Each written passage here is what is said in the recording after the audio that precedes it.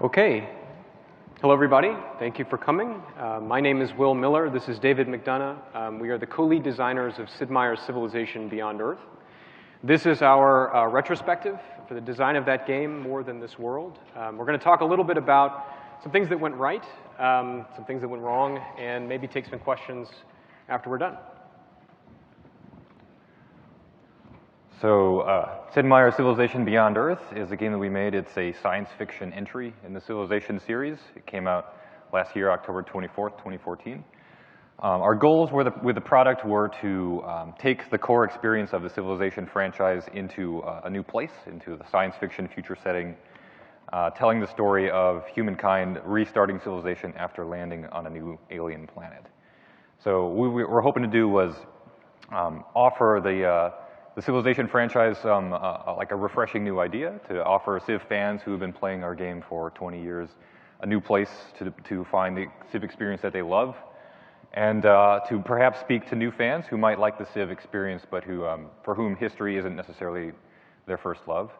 And to do this using the Civilization 5 engine and art pipelines, so getting a little more life out of the technology that made that very successful product. So first, some successes. Again, a lot of things went right in this project. We had a great team, and the timeline was correct. The resources we had were perfect, and we made a really great game. We're very proud of it, so we'll talk about a couple things that we really liked. Making a Civilization game is extraordinarily difficult. It's a very complex product, lots of moving parts, and 25 years worth of fan expectation built up around it. So if you can imagine making an iteration on that kind of product, it's a big deal. And we would have been absolutely scared to death to attempt this had we not had a really excellent team back at home and Firaxis as a company behind us and to help us. So there's a lot of institutional knowledge that Firaxis has and that our team has. And of course, as Dave mentioned, we had this existing code base, the Civ 5 engine, which of course powered Civilization 5 and its 2 expansions. This turned out to be kind of a double-edged sword. I'd say it got us 65% there, got us off to a great start, but we ended up paying quite a lot of technical debt back. The code base had accreted quite a lot. But again, we could not have made this game without that, so it was a huge leg up. And it's not just the technology that we're talking about. I mean, Civ Beyond Earth was really designed to earn its Civilization pedigree, to be a title that fit into the continuum of all of its predecessor Civs. And that meant we made a number of design decisions before it was even really started to fit the Civ model, to adhere to what we believed was what the core of the Civ experience, and to perpetuate a lot of the conventions that Civilization, particularly Civilization 5, had established and proven over its product cycle. So a lot of what you play in Beyond Earth was specifically chosen to be there so that it matched the sort of experience that you would have as a Civ 5 player. If you came in new to this product after playing Civ 5, there would be a lot that you would recognize right away. It would be very easy to understand how to get into the game, and it would also highlight the differences. The new mechanics and the new ideas that the game was going to present would stand out that much more. So in addition to sort of speaking to the existing Civ audience and leveraging a lot of this knowledge about how to play Civ that they already had, it also lessened a lot of the design risk. Like we could rely on these systems and these conventions that were proven, that were battle tested, that fans had already expressed that they liked, and not worry about having to reinvent them. And it let us focus a lot more on those particular areas that we did want to differentiate and to consolidate the risk into those feature developments so that it made developing the product much easier for that reason as well. So all Firaxis products are to some degree based on a cultural myth. We don't have to explain to players what a pirate is, or what a UFO is, or who George Washington or Montezuma are. And we do this because it gives us exposition for free. It gives us a backstory and a foundation for the world that we're trying to build for our players. And this has been very effective for us in products in the past, and Beyond Earth is no different. But the myth of Beyond Earth, this idea of humanity leaving Earth and settling on a new world, is a really exciting and new kind of fictional space to work in, because it's always changing. So if you were to ask someone in the 60s what their idea of colonizing a new planet would be, it would be a much different answer than what you would get if you asked someone today. And that's great. That means that the fiction and the topic is always relevant and it's always changing. And this is a great place for a game to be. So approaching the myth of Beyond Earth, we wanted to make sure that two things. One is that the story was optimistic. We didn't want to make another gritty dystopian sci-fi game. We wanted this to be a true Civ game, and what that means to us is that it has an optimistic bent to it. And the second thing is that we wanted to empower players with our mechanics to tell their own story in this mythology, to sort of create their own adventure. And working in the sci-fi space is really great, and particularly working in the strategy game space is great because we can take really grand ideas in strategy and distill them down into mechanics, whereas other genres of games, you have to express those ideas through narrative. So there are a couple areas in this game where we think this worked really well. The technology tree, the affinities, and the environment. So as every Civ fan knows, technology is hugely important to a Civ game. It's not just perhaps the biggest and heaviest driver of progress in the game and the source of all of the cool things that you get, but it's also like absolutely littered with all of these resonant touchstones of history that you find interesting. Like, you play Civilization and you can appreciate the romance and imagination and the excitement when you see gunpowder or atomic theory in the technology tree. So we identified really early on that technology was going to be a big way that we were going to sell this world to the new players and get them to invest. But the challenge was to invent a catalog of fictitious technologies that were going to do what all of these historical ones were doing so well. And to do so while avoiding perhaps one of the most classic pitfalls of a sci-fi game, which is that they are very often cold. They're very alien, and players have no frame of reference for what all of these things mean. Sci-fi tends to start in such an imaginary place that players don't know how to appreciate the nuances of it. We call this the polynomial math problem, which is a reference to a technology from Alpha Centauri. And if you hear me just say that, you can appreciate that that name gives you zero context as to what the technology is, what it gives you, and why you should be excited to get it.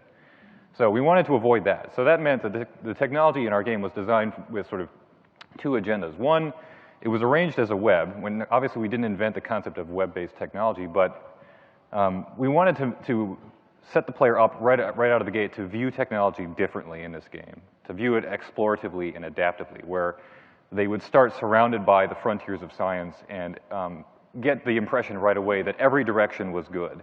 Every way you want to go, anything you want to learn, anything you consider important in technology is important. You should go for it.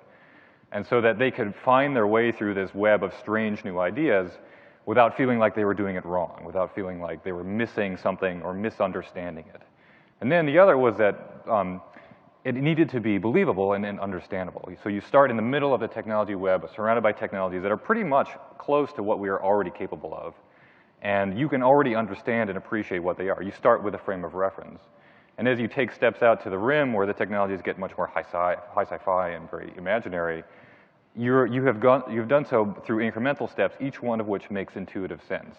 So that by the time you're at the end of the game and you're playing in this realm of high sci-fi, you know how you got there, and you don't feel disconnected from it. It doesn't feel alien. And the technology has therefore become a tool that you have just used to tell your story in the game, to make the game your own, and to invest you in it. So when we first started to do our research for Beyond Earth, we read a lot of science fiction, of course. So we watched a lot of science fiction shows and movies and read a lot of books. And one of the aspects of sci-fi that really captivated us was this idea of posthumanism, transhumanism and posthumanism. And we wanted to take that and put it in the game somehow, and that turned into the concept of affinities. And the affinity system in the game, it's not, there are three affinities: harmony, purity, and supremacy, and these each represent a way that humanity might adapt to live on a new world. And you don't select one of these at the beginning of the game. You arrive at it by your decisions, the decisions you make in the technology tree, in the quest system, how you're dealing with things that you find on the planet. All of these contribute to your affinity identity. And this is a really effective system. We like to add systems that are orthogonal to ones that we already have. So the affinity system is orthogonal to playstyle. So you can play a peaceful robot race, or you can play a warlike robot race. You can play a peaceful Na'vi kind of avatar, or you can play the Predator. Either one is equally valid. So this orthogonal access to playstyle was really great, and this added a lot of depth and complexity to the game. It was easy to pick up because you did not have to kind of get paralyzed by that selection up front. And it gave you an identity as you progressed through the game. The leaders began to change. The diplomatic landscape began to take on different characteristics as players adopted these different affinities. So it was a really successful translation of this idea of transhumanism into mechanics in the game.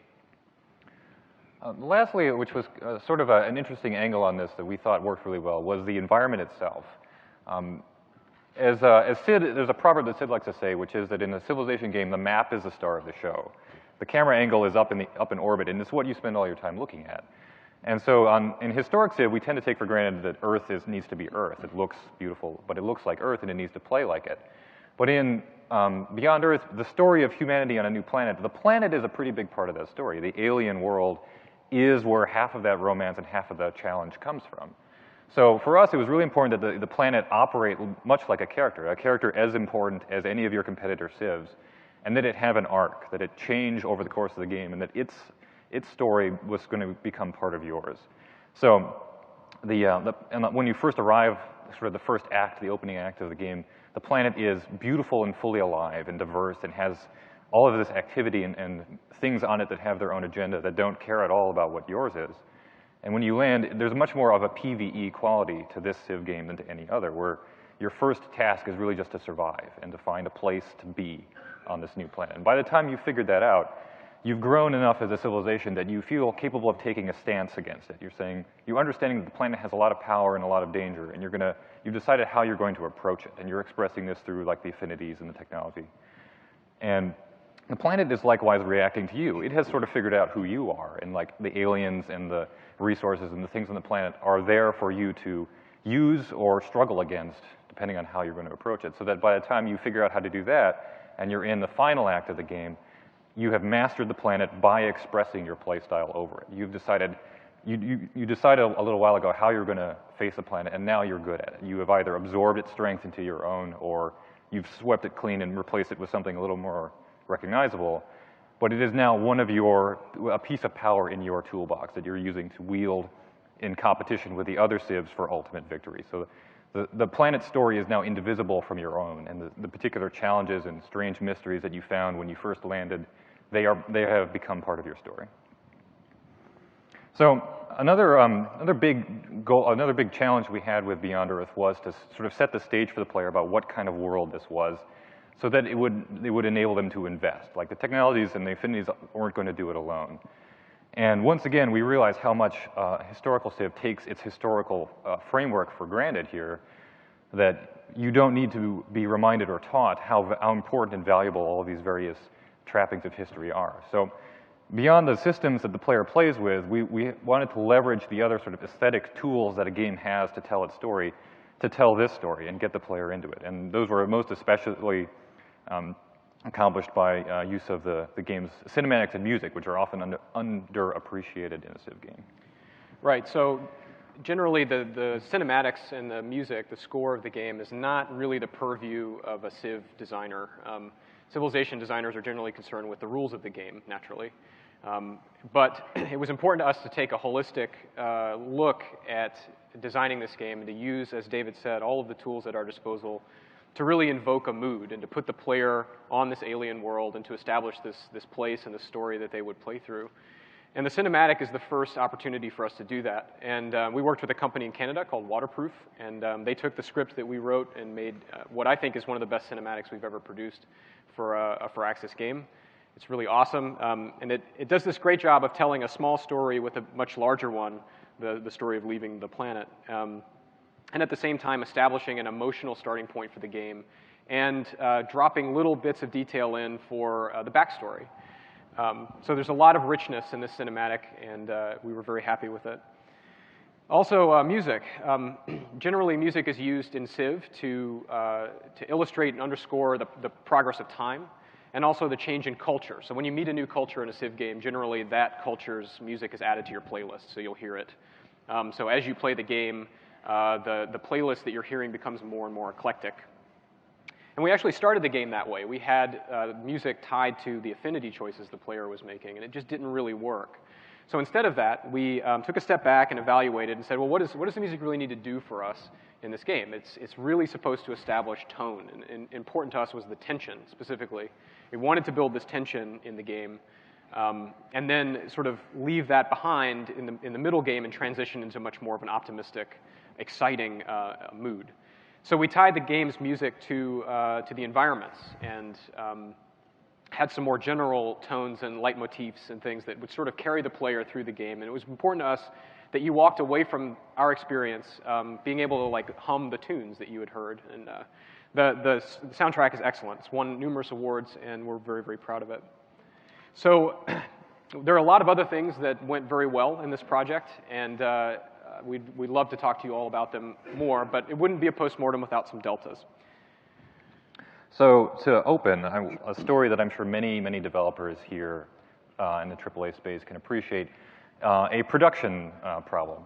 The game got off to a very, very hot start, and this is like due to sort of a little bit of company culture at Firaxis. Firaxis is a very familial place. We're very careful about our team composition and our project selection, and so we don't grow and shrink as projects wax and wane. We maintain headcount, and we make sure that our teams are always there and producing value to the company. Likewise, we can return to them the stability. So when Beyond Earth was indoctrinated, it came in with an awful lot of inertia and a lot of ready-to-go pieces straight off of the development of Civ 5, and Civ 5 and its expansions. And as a result, we had pipelines ready to feed, we have artists ready to go, we have engineers ready to go, we had lots of things ready to hit their production gear really fast. And we got a lot of pressure from production and a lot of enthusiasm within ourselves to use these resources ready-made, and so ended up burning through our pre-production pretty fast and making production-ready assets right out of the gate, which seems like an advantage. You get that much more time to get things that will ship with the game, you know, give yourself room to polish on the back end. But what we didn't appreciate was that Beyond Earth was a different enough product from a historic Civ that it was going to demand a different approach from some of these pipelines and artists. And it was going to demand a lot of iteration on the design side, even to identify its core ideas and what things those other teams needed to support. So as a result, the design remained kind of warm and gooey for a while, even while the art and engineering teams were trying to build production assets for it. And we ended up asking them to shift gears a lot. There was a lot of thrash, there was a lot of like assets discarded or heavily reworked. We asked a great deal of both of those teams to like constantly adapt to us in the first third of the project or so as we were figuring out what Beyond Earth was going to be. And it's really a testament to their skill and dedication that the game came out looking as good as it did and as stable as it did, that they managed to pull off a terrific game despite this added burden of having to change a lot at the front end. And if we were going to do it again, I think we would appreciate much more the value of that pre-production time, not just to, you know, get the team ready, but for us to understand what the product was and really put together a more reliable vision foundation for them so that when they were ready to go, we could more reliably say, the things you're going to making are going to stick, and we could all have a smoother time. So we didn't have a beta, and this was kind of unfortunate. We knew that when this product came out, it was going to be compared to Civ 5. It's natural. I mean, it's the next Civ, so you'd compare it to the last one. But if any of you have iterated on a franchise like this, you understand that you know, you're not just comparing it to Civ 5. You're comparing it to Civ 5 plus 2 expansions plus I don't know how many patches.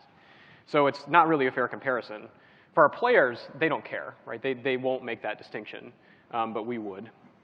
So I think we've always relied on a really excellent QA team, in-house QA, to get the bugs shaken out of our game and to help us balance it. We also rely on a community group of hardcore players and mods that get builds early and help us craft the experience. And we figured that those tools would be enough when we made Beyond Earth. But it turned out that the game was different enough, it changed the formula enough, that we really needed a wider sample size when we started to balance the game. And we do this anyway. I mean, we're getting ready to release a new patch for the game. Lots of bug fixes, lots of balanced content. But it would have been great had we been able to do that in a safer environment, with a beta, with a smaller group of people collecting telemetry that was very specific to what we needed. And this is something we're gonna be looking at going forward, definitely.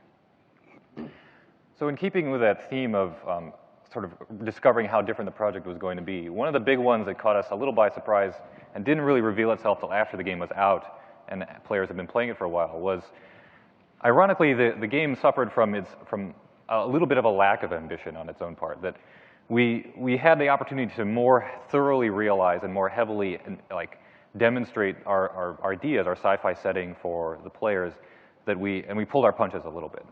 Because we were so careful, we were so conscious of our role as stewards of the Civ idea, the Civ franchise, we were very careful to find a line for the game to walk between being like Civ 5 and being its own product, so that it could do both at the same time. And this led us to make decisions that were too conservative in some key areas and left players feeling a little shortchanged, a little flat with especially elements of the sci-fi context and the sci-fi flavor that the game had the opportunity to sell in a big way, but that we kept a little close to our chest. And two great examples of this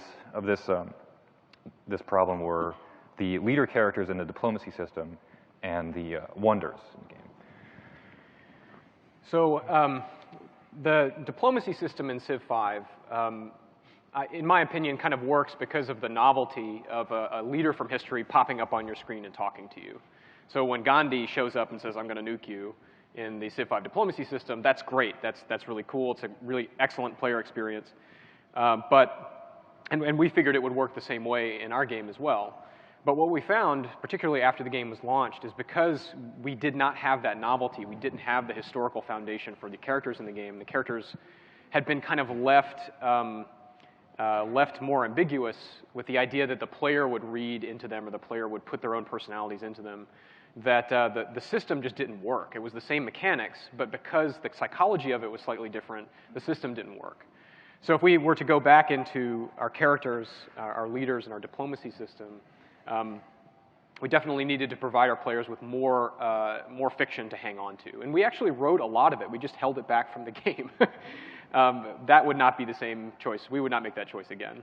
We'd allocate a lot more writing resources to that and make sure that those characters were believable and that our players got a lot out of them. And then there needed to be more of a game in the diplomacy system, I think. It was just really flat. So that was sort of our takeaway there. And there's a number of other sort of game systems that left some things on the table, but it all kind of boils down to like a general opportunity to push the envelope more than we did. And the wonders are an example I come back to because they're a very clear, like nice, discrete little case study. Wonders are, in the mechanics of Civ, they're just better buildings. They're super buildings that are exclusive to one Civ.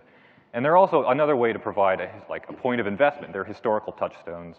They're big, grand objects from real history that you recognize and that you covet, that you want to have, both for their gameplay value, but also for their emotional value. And so when we designed the wonders for Beyond Earth, like once again, similar to the technologies, we invented a catalog of new things that we thought would be evocative and imaginary and cool, and that players would want to have. And then we made them exclusive, like wonders are.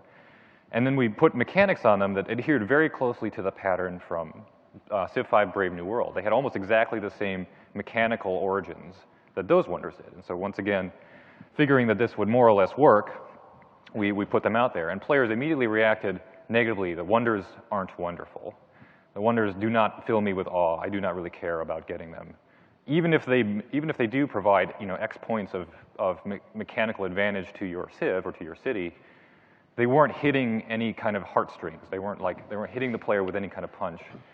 And it was a perfect opportunity because they're such small, easily digestible, cheap objects in the game to really bring out the sci-fi, to really bring out the flavor of the game in a way that a player could very easily integrate into their own playstyle, into their own story, because they can build them or not, that we just completely bypassed. And as a result, in this patch that Will just mentioned, that's coming out soon, the wonders have a complete overhaul. They've been utterly scrapped and rebuilt. The fiction is more or less the same, but the gameplay effects and the description of what they do are now like totally game-changing, to the point where when you get them, they will fill you with awe because they empower your Civ to do cool new sci-fi things or strange abilities that you never would have had before, that you never would have had in historic Civ. There were really a lot of opportunities like that for this game to let you do things that no historic Civ could do, that we passed up, trying to make sure that it fit the Civ model and trying to be conservative about who it was going to appeal to. And so the fans responded, and it's a testament to Firaxis and to the support of the Civ product that they don't treat the games as one and done, that they're always living products. The patches go on for however long they need to go on. And so we heard what they said, and we had the willingness, and so we threw out the old Wonders, and Wonders 2.0 is coming soon. And that was a call we probably should have made earlier, but we're at least glad that we had the opportunity to make it eventually. So making Beyond Earth was probably one of the biggest things ever to happen to us. We're both very young designers. We got to make an iteration on this storied franchise, and we're very, very grateful to have been able to do it.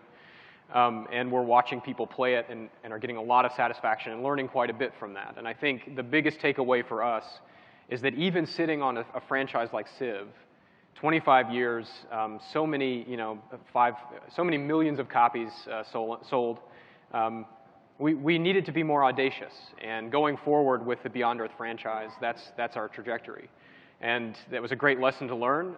There's a lot more coming, and thank you for coming to the talk. I think we have 5 more minutes, so if anybody has any questions, we'd love to hear them. Other than that, thanks a lot.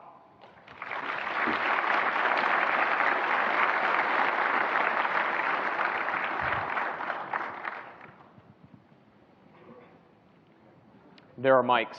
Also, please fill out the survey. Forgot to mention that at the beginning. The evaluation. The evaluation, yeah. We'd love to hear what you have to say. Yeah.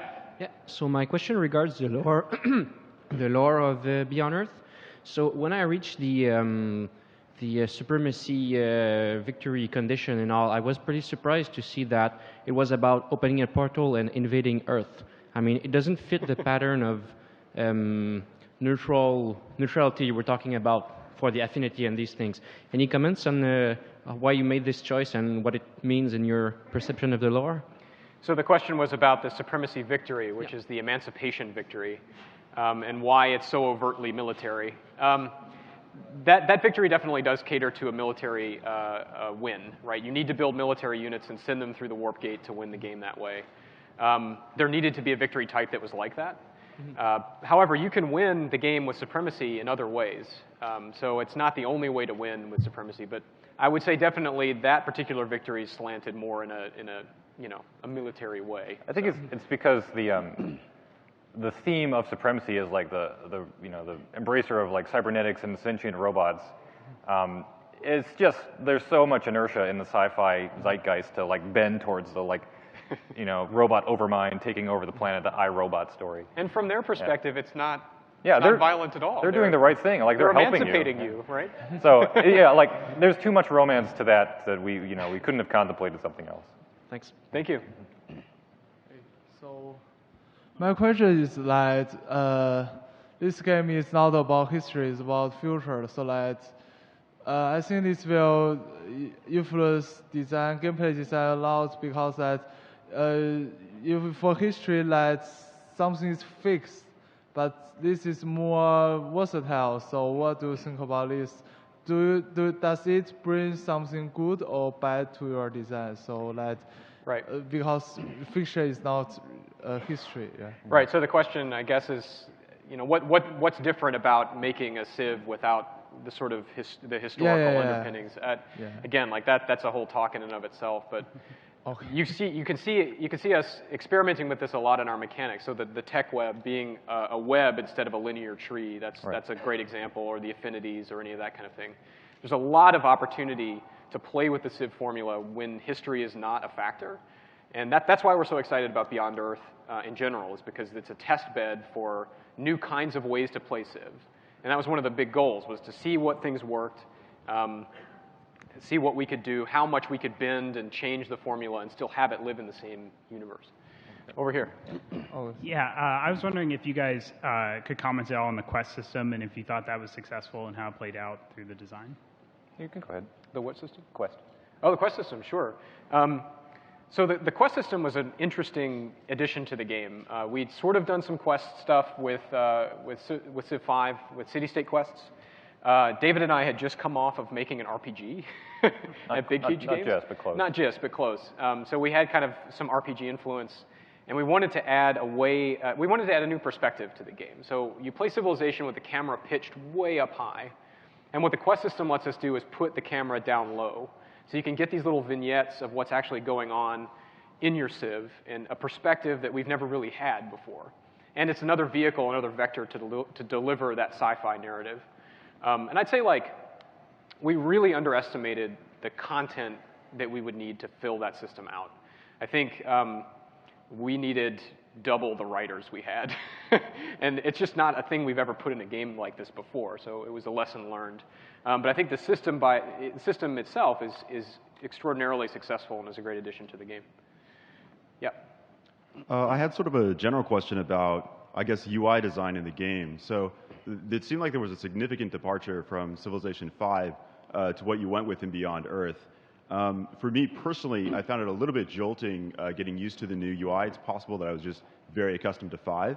But I found that it wasn't quite as visual. It didn't celebrate quite as much what I was doing by having sort of happy things happen. And that's sort of a very abstract thing to say. But my question is more, what were the goals of the new UI direction that you guys took, and why did you go that way? That's a great question. The question was, what were the goals for the new UI direction? I wish our UI designer was here to answer this for you, but I'll do my best. Sorry, Whitney, if I screw this up. So the UI in Civ has always been kind of a character in itself. It's been very skeuomorphic in the past. And what we wanted to do with Beyond Earth is to take a different approach. We wanted the UI to kind of fade away and let the game itself be the star of the show. But we couldn't depart too much from the conventions of Civ 5, again, because we wanted Civ 5 players to sort of intuitively understand how to play the game. And it sounds like we didn't really hit the mark there in some cases. But we rearranged some of the components, and we tried to make some iterations on usability. But really, what I think Beyond Earth needed was to throw it all out and to build something on top again that really made sense for that product. And again, like if we had done it again, that's probably the approach we would have taken. But the philosophy behind it was that we wanted the UI to fade away and to feel like there's not as much between you and the game. So it led to a much simpler aesthetic. And that was kind of the approach we took. Thanks. And I think we're out of time here, but we'll be hanging out. So if you have any other questions, hit us up after. Thanks again, everybody.